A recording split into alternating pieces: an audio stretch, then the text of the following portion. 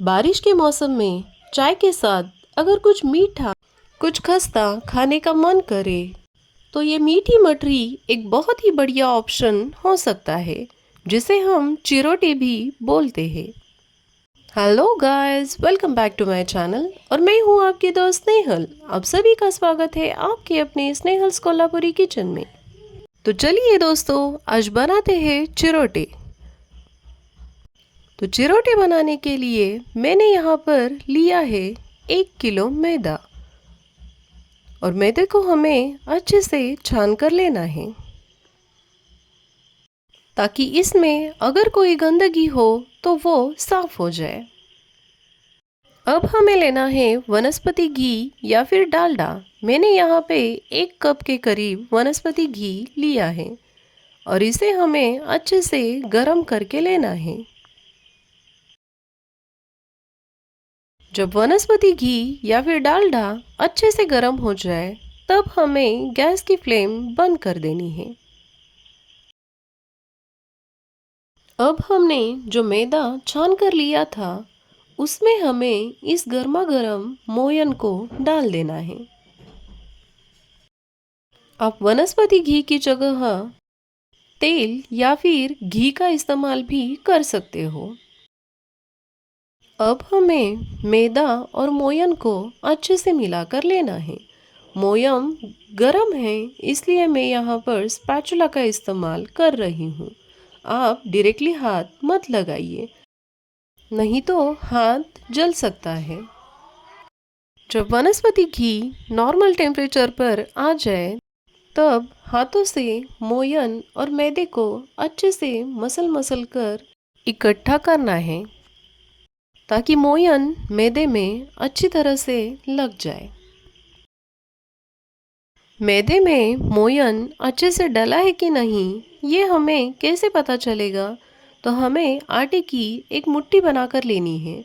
अगर वो मुट्ठी अच्छे से बन रही है तो समझ जाइए कि मैदे में मोयन परफेक्ट डला है। अब हमें आधा चम्मच के करीब नमक मिलाकर लेना है और पानी का छींटा लगाकर हमें सख्त आटा गूंद कर लेना है।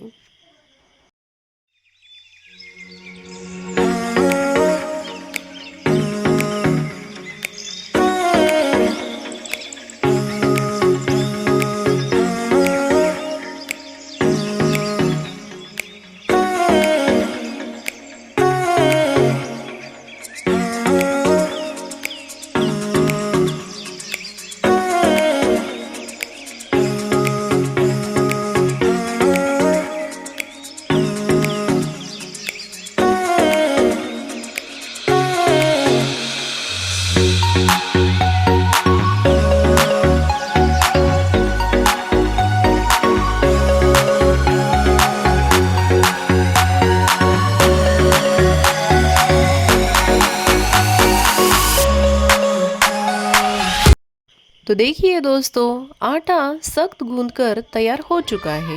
मुझे यहाँ पर 1 कटोरी के करीब पानी लगा है। अब हमें इसको एक डब्बे में ढक कर रख देना है।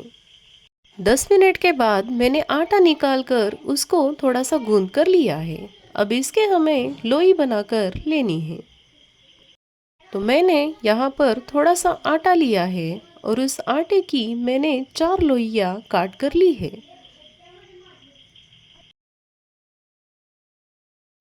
अब हमें इन चारों लोइयों को चकले पर बेल कर लेना है। चारों लोइयों को हमें एक ही जैसा रोटी की तरह बेल कर लेना है। रोटी के जितना ही पतला हमें इसको बेल कर लेना है।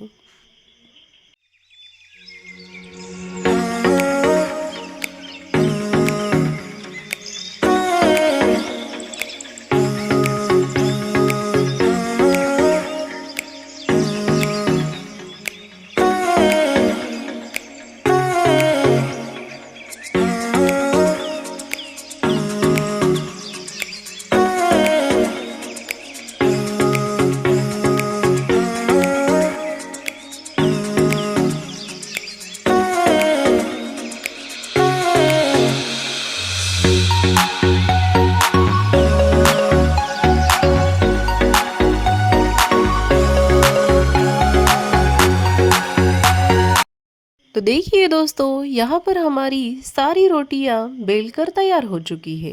अब हमें इसके लिए बनाना है साटा। तो साटा बनाने के लिए हमें यहाँ पर 2 चम्मच डालडा या फिर 2 चम्मच देसी घी लगेगा। और इसमें हमें 1 चम्मच मैदा मिलाकर मैं आपको जिस तरीके से दिखा रही हूँ वैसे आपको हाथों की सहायता से फेंट कर लेना है।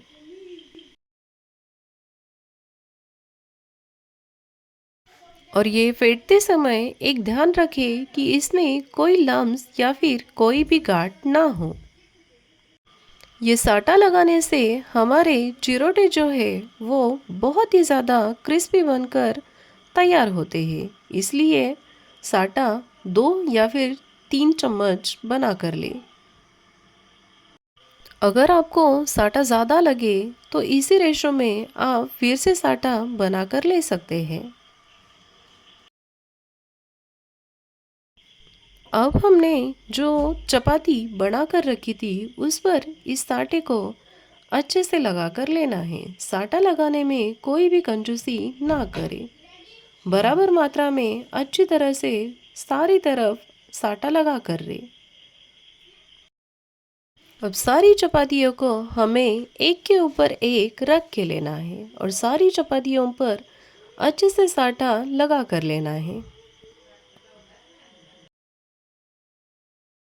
यहाँ पर मैंने दूसरी लेयर रख के उस पर अच्छे से साटा लगाकर ले लिया है। हमें इसी तरह से तीसरी चपाती रखनी है और उसके ऊपर भी अच्छे से साटा एक जैसा फैलाकर लगाकर लेना है। ऐसे ही हमें तीसरी चपाती पर भी अच्छे से साटा लगाकर ले लेना है।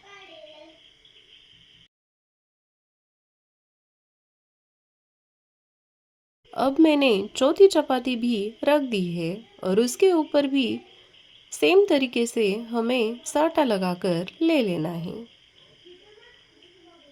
अब सारी चपातियों पर अच्छे से साटा लगाकर हमने ले लिया है। अब हमें इसका रोल बनाकर ले लेना है। तो मैं जिस तरीके से आपको दिखा रही हूँ उसी तरीके से चपाती को रोल करके लेना है। रोल बनाते वक्त उसको टाइटली रोल कीजिए और मैं जिस तरीके से आपको दिखा रही हूँ उसी तरीके से आपको उसको थोड़ा सा खींचकर लंबा करके लेना है। अब हमें इस रोल की छोटी छोटी लोइयाँ काट कर लेनी है। तो मैंने इसको 10 मिनट तक रेस्ट करने के लिए रखा था और 10 मिनट के बाद मैं इसको चाकू की मदद से काट कर ले रही हूँ।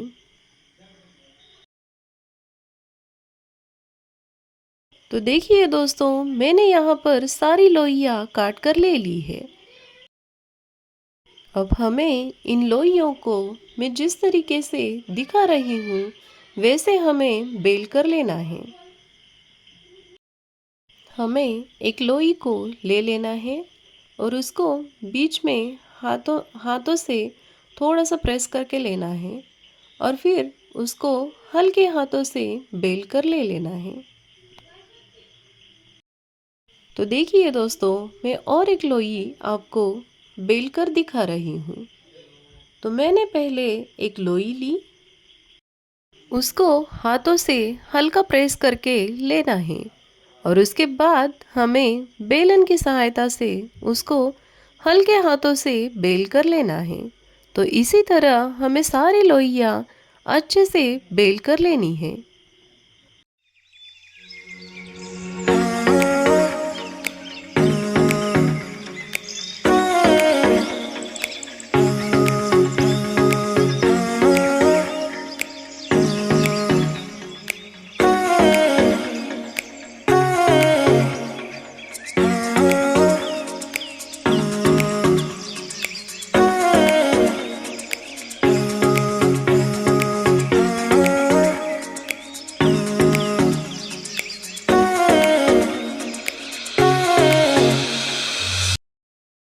तो देखिए दोस्तों, मैंने यहाँ पर सारी लोइयाँ बेल कर ले ली है। अब हमें इन बेले हुए चिरोटों को डीप फ्राई करके ले लेना है। तो चिरोटे फ्राई करने के लिए मैंने यहाँ पर लोहे की कढ़ाई गैस के ऊपर चढ़ा दी है और मैंने इसमें ऑयल डालकर ले लिया है। ऑयल जैसे ही गर्म हो जाए हमें इसमें एक एक चिरोटे डालकर ले लेने हैं और गैस की फ्लेम हमें लो टू मीडियम रखनी है। अगर गैस की फ्लेम हम हाई रखेंगे तो चिरोटे ऊपर से जल जाएंगे और अंदर से कच्चे रहेंगे। और अगर हमने गैस की फ्लेम बहुत ही ज़्यादा स्लो रख दी, चिरोटे बहुत ही ज़्यादा ऑयली बनेंगे। इसलिए हमें गैस की फ्लेम लो टू मीडियम रखनी है और चिरोटों को सुनहरा भूरा रंग का होने तक अच्छे से फ्राई करके लेना है। तो देखिए दोस्तों, चिरोटों का कलर हल्का हल्का चेंज हो रहा है। हमें चिरोटे क्रिस्पी होने तक भून कर लेने हैं। तो ऐसे ही करके मैं सारे चिरोटों को एक साथ भून कर ले लेने वाली हूँ।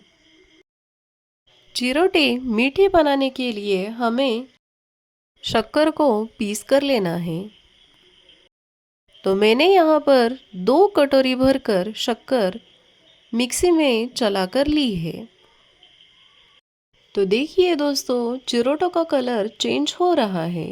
तो ऐसे ही करके मैंने सारे चिरोटे फ्राई करके ले लिए हैं और मिक्सी में मैंने जो शक्कर पीस कर ली थी छलनी की सहायता से चिरोटों पर डालकर ले रही हूँ। तो मैं जिस तरीके से दिखा रही हूँ उसी तरीके से हमें चिरोटों को पहले एक प्लेट में अरेंज करके लेना है और उसके बाद हमें छलनी में शक्कर लेकर सारे चिरोटों के ऊपर अच्छे से कोट करके लेना है। तो देखिए दोस्तों, मैंने सारे चिरोटों के ऊपर अच्छे से शक्कर को लगाकर ले लिया है और हमारे चिरोटे बनकर तैयार हो चुके हैं। तो चिरोटे बहुत ही ज़्यादा खस्ता बनकर तैयार हो चुके हैं।